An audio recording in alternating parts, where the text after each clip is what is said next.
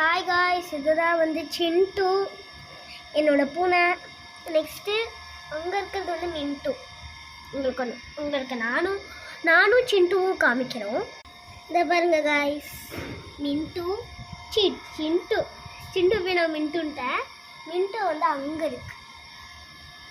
Hi சொல்லு. Hi, இதான் நம்மளோட சப்ஸ்கிரைபர்ஸும் சொல்லலாம், வியூவர்ஸும் சொல்லலாம்.